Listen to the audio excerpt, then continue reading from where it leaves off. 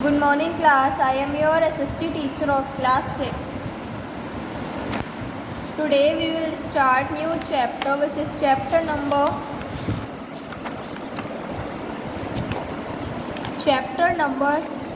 3 of civics, which is our democratic government, on page number 152. Open page 152.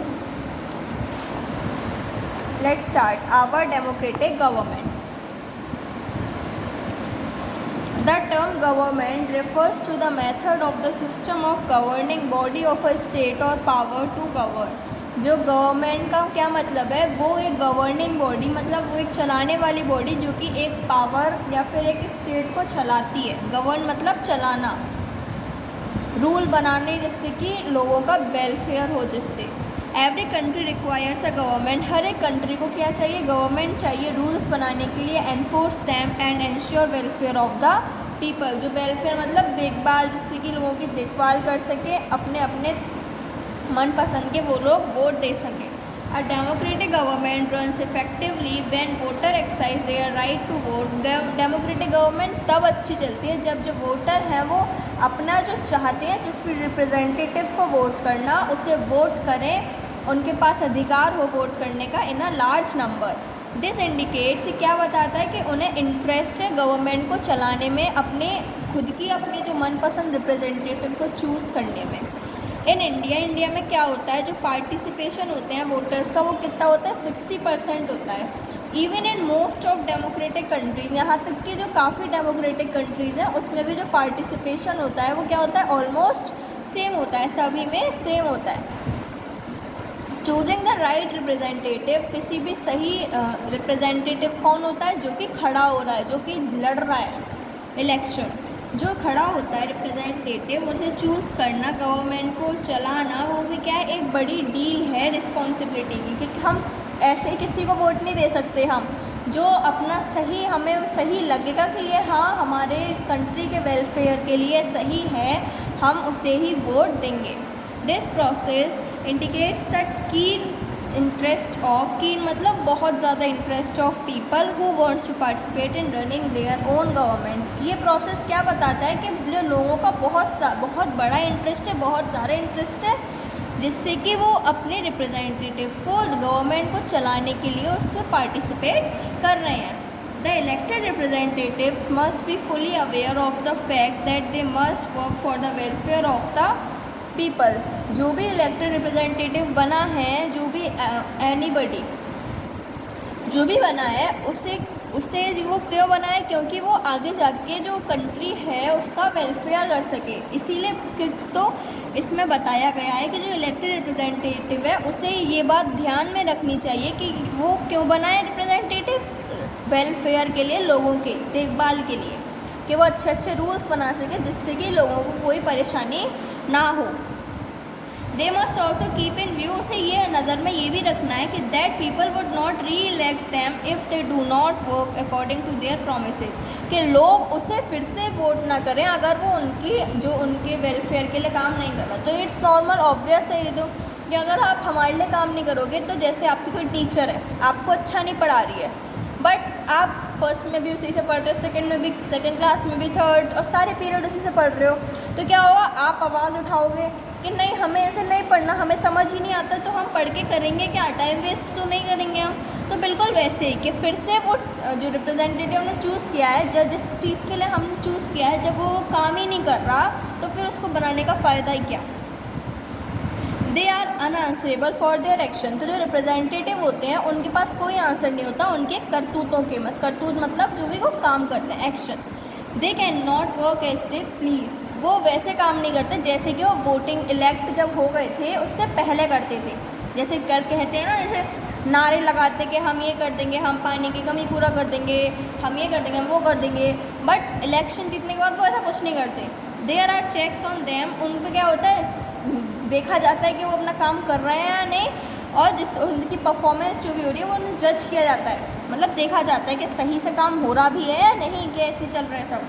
Just as the head and staff of the school is accountable to the management that appoints them, so the elected representatives and the head of department in government are accountable to the people. जैसे कि एक staff वगैरह होता है school में, एक head होता है, वो सबको देखता है, मैनेजमेंट सबका चलता है। वैसे ही गवर्नमेंट में हेड्स होते हैं, डिपार्टमेंट होते हैं, अलग अलग डिपार्टमेंट होते हैं, जिससे कि जो अलग अलग, जिससे कि अगर सबका एक ही डिपार्टमेंट होगा तो क्या होगा, मैशअप हो जाएगा। बट सबके एक स्पेशल हम एक अलग पार्टी कर देंगे कि इसकी अलग है, इसकी अलग है, इसकी अलग है, तो क्या होगा, काम आसानी से बट जाएगा।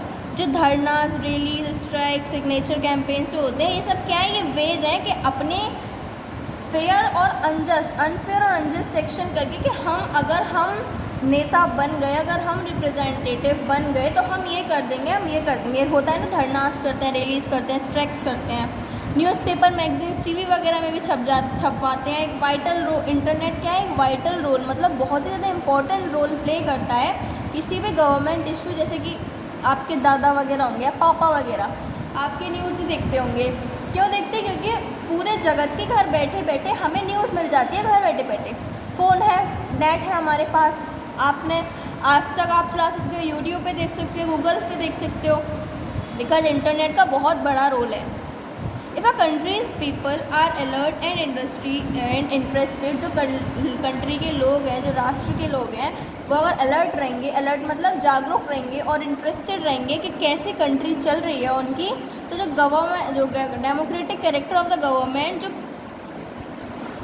जो भी हमने रिप्रेजेंटेटिव चूज़ किया है, जो भी कैरेक्टर है, वो क्या होगा, स्ट्रॉन्गर, मतलब ताकतवर बन जाएगा और हमारी कंट्री को भी चलाने में आसानी होगी। So the next time we see a rally marching, हमने अगले टाइम हम देखेंगे भी कि जो काफ़ी रैली मार्चेज हो रहे हैं स्ट्रीट्स वगैरह में, हमारी सिटीज़ में। आप देखिएगा अभी कभी भी इलेक्शन हो तो देखिएगा कि हो भी रहा है या नहीं, ऐसे ही लोग पार्टिसिपेट करते हैं कि हमें वोट दो, हमें वोट दो। ये क्या करता है कि कैसे हम गवर्नमेंट को आगे जाके चलाने वाले हैं। Now conflict on the function of the government, conflict मतलब लड़ाई झगड़ा होता है function of the government. Government has to take several decision on various issues concerning people, government को काफ़ी डिसीजंस लेने होते हैं लोगों के प्रति, जिससे कि उन्हें कोई दिक्कत ना हो आगे जाके। There are several alternatives for making decisions, काफ़ी अलग अलग तरीके हैं अलग अलग डिसीजंस बनाने के लिए। People who run the government में have different opinions on issues, जो लोग गवर्नमेंट में काम चलाते हैं वो क्या है, उनके अलग अलग ओपिनियन, मतलब अलग अलग सोचने के तरीके होते हैं कि हम, कोई कहता है कि ये नहीं ये करो, कोई कहता है ये नहीं ये करो, तो सबके अलग अलग तरीके होते हैं। जो इसीलिए क्या है, गवर्नमेंट को डिसीज़न मेकिंग भी कहते हैं डेमोक्रेसी को, क्योंकि क्या है, सब अपनी अपनी राय रखते हैं, फिर जो एक्चुअल में जो कंक्लूजन निकल के आता है वो किसके लिए होता है, हमारी सेफ्टी के लिए।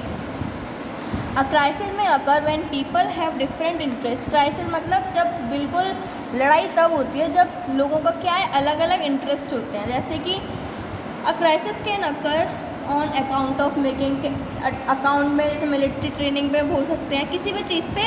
इन सच सिचुएशन सबकी अलग अलग पर्सनैलिटी होती है। एक इस सिचुएशन में जैसे कन्फ्लिक्ट हो रहा है तो इस सिचुएशन में एक लीडर होना चाहिए कि सब सुनेगा सबकी, लेकिन करेगा अपनी, सबकी राय सुनो, अपनी भी राय सुनाओ, सबके साथ डिस्कस करो, जिससे कि हम एक मुद्दे पर आ सकें। Let's read about some of the conflicts, अब देखते हैं कुछ conflicts in our society and the role of government. ऐसे सारे कुछ कन्फ्लिक्ट्स हैं यहाँ पे, जैसे कि रिलीजियस प्रोसेशंस, रिलीजियस पे होते हैं, एंड सेलिब्रेशंस कि सब लोग के हिंदी मुस्लिम जैसे यहाँ पे the route of procession takes may lead to a conflict, कोई भी अलग अलग रूट, अलग अलग सोचने का तरीका कहाँ ले जाता है, कन्फ्लिक्ट में, मतलब लड़ाई झगड़े में ले जाता है। द गवर्नमेंट, एक गवर्नमेंट पर्टिकुलरली द पुलिस, जो पुलिस है वो क्या है, बहुत ही इंपॉर्टेंट रोल प्ले करती है किसी भी कम्युनिटी को जुड़वाने के लिए या फिर उसकी सॉल्यूशन को निकालने के लिए। At times there is fear, उसी समय एक फियर होता है वायलेंस का, हिंसा का, में रखी गई हिंसा में लोग लड़ ना बैठे, विद पीपल थ्रोइंग स्टोन्स, और जैसे एक दूसरे को पत्थर मारते हैं। जैसे अभी कुछ वन ईयर एगो समथिंग हुआ था, CAA में भी, इट वॉज CAA, कि लोग AMU पे हुआ था कि लोग एक दूसरे को पत्थर मांग रहे हैं कि हमारी मांग पूरी करो, जो मुस्लिम्स थे। तो ऐसे ही लड़ाई झगड़ा हो जाता है, काफ़ी जो पुलिस ऑफिसर्स होते हैं वो भी डैमेज हो जाते हैं, उनके लग जाती है। तो ये क्या है, ये गलत है। जो रिवर्स है वो क्या है, वो सोर्स ऑफ कन्फ्लिक्ट, कुछ स्टेट्स में रिवर्स कन्फ्लिक्ट की जड़ें मतलब रिवर्स के चक्कर में लड़ाई हो जाती है, कन्फ्लिक्ट मतलब लड़ाई झगड़ा। तो और एक रिवर की स्टेट एक रिवर से दूसरी अनदर पे जा रही है और उस वहाँ से तीसरी पे ख़त्म हो रही है, तो जो शेयरिंग रिवर वाटर है वो सब स्टेट्स में होना चाहिए। इसके ऊपर कन्फ्लिक्ट हो जाता है कि तुम क्यों ले रहे हो ये सब। इंडिया में 2 स्टेट है, तमिलनाडु और कर्नाटका, लॉन्ग डिनर कन्फ्लिक्ट, ये दोनों भी कन्फ्लिक्ट मतलब लड़ाई करती हैं water to Cauvery for last 30 years, 30 सालों से। तमिलनाडु क्या है, तमिलनाडु को वाटर मिलता है जब कर्नाटका उसे छोड़ती है, जो रिवर फ्लो होता है जब उसे छोड़ती है तभी तमिलनाडु को वाटर मिलता है। इस चीज़ पे उन पर लड़ाई हो जाती है कि तुम ऐसा क्यों हो रहा है। तो ये अलग अलग तरह के कन्फ्लिक्ट हैं जो कि हमारे गवर्नमेंट होते हुए भी होते हैं। कंसर्न्स फॉर इक्वलिटी, इक्वलिटी मतलब सबको अधिकार है और जस्टिस है किसी भी काम करने का। तो at stage it is not necessary to go into the detail definition.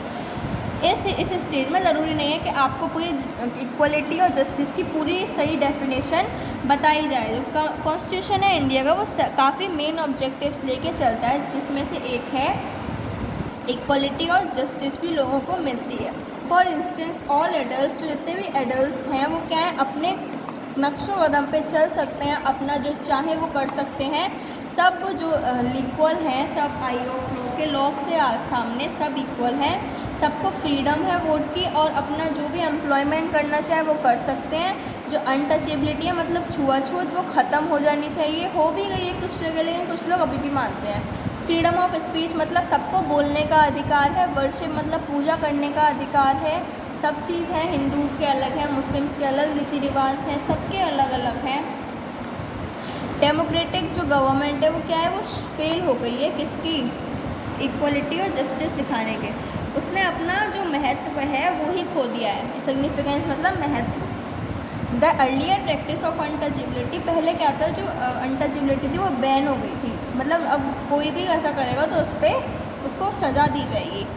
This group of people, तो उन लोगों ने क्या किया कि हम एजुकेशन नहीं करेंगे या फिर हम मेडिकल फैसिलिटीज़ नहीं मिलेगी उन्हें। Even the chance of offer prayers, उन्हें प्रार्थना करने की भी नहीं थी। जैसे कि एक थे डॉक्टर बी आर अम्बेडकर, जिन्होंने क्या है उन्होंने लिखा उनकी बुक में कि जो उनके जैसे अलग लोग रियलाइज दैट कि ऐसी कुछ प्रैक्टिस को कंटिन्यू मतलब ख़त्म कर देना चाहिए और जस्टिस हर किसी के पास होनी चाहिए, जिससे कि जो लोग हैं वो इक्वली ट्रीट हों। तो इसीलिए गवर्नमेंट ने अलग अलग प्रोविजंस बनाए सोसाइटी में देखा कि सब लोग अनइक्वल हैं। कि अब भी जैसे कुछ लोग चाहते हैं लड़का हो कि लड़की नहीं, लड़के को ज़्यादा प्यार दिया जाता है, ज़्यादा केयर रखी जाती है लड़की से, बट ऐसा नहीं, अब ऐसा नहीं है, पहले काफ़ी था। सेक्सुअल पे बहुत बातें होती थी कि लड़कियां पढ़ाई नहीं करेंगी, जो भी करेगा लड़का करेगा, कि ये करेगा वो करेगा।